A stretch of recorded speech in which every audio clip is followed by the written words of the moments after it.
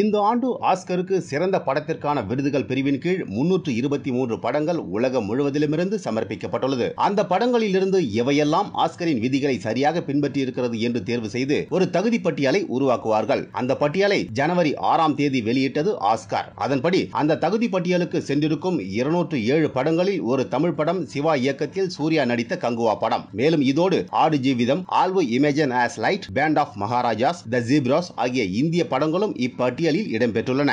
Oscar பட்டியலில் கங்குவா படம் எப்படி வந்தது என்று ரசிகர்கள் குழம்பி இருக்கிறார்கள். 7வது ஆஸ்கர் விருது விழா வரும் மார்ச் மாதம் நடைபெறவுள்ளது. இப்போது விருதுக்கு உரிய படங்களையும் கலைஞர்களையும் தேர்வு செய்யும் பணியில் தீவிரமாக இயங்கி வருகிறது இக்குழு. இதில் கங்குவா இடம்பெற்றது எப்படி என தெரிந்து கொள்ள ஆஸ்கர் விருதுகள் தேர்வுக்குழு எப்படி இயங்குகிறது என தெரிந்து கொள்ள வேண்டும். Acting, music, directing, best picture உள்ளிட்ட சில பிரிவுகளுக்கு உலகின் எந்த மொழி படத்தையும் சமர்ப்பிக்க முடியும். ஆனால் அதற்கு என்ன தகுதிகள் இருக்க வேண்டும் என்பதை 42 பக்கங்கள் கொண்ட ஆஸ்கர்ஸ் ரூல்ஸ் உள்ளிட்டவற்றை தெரிந்து கொண்டு அதற்கு ஏற்ப சமர்ப்பிக்க வேண்டும். படம் 40 நிமிடங்களுக்கு குறையாமல் இருக்க வேண்டும் என்பது துவங்கி படத்தை அமெரிக்காவில் வெளியிட வேண்டும் என்பது வரை பல்வேறு விதிகள் இதில் இருக்கிறது.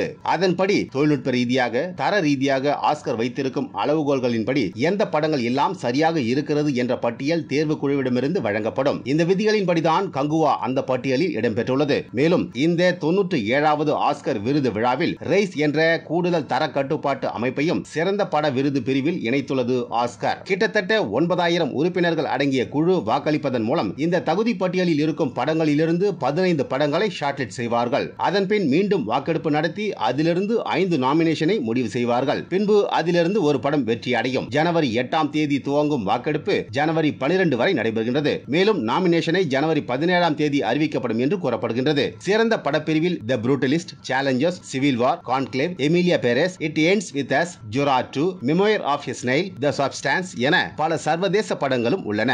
இந்த பட்டியலில் எந்தெந்த படங்கள் ஷார்ட்லிஸ்ட் சென்று நாமினேஷன் ஆகி வெற்றி பெறும் என்பதை பொறுத்திருந்து பார்க்கலாம்.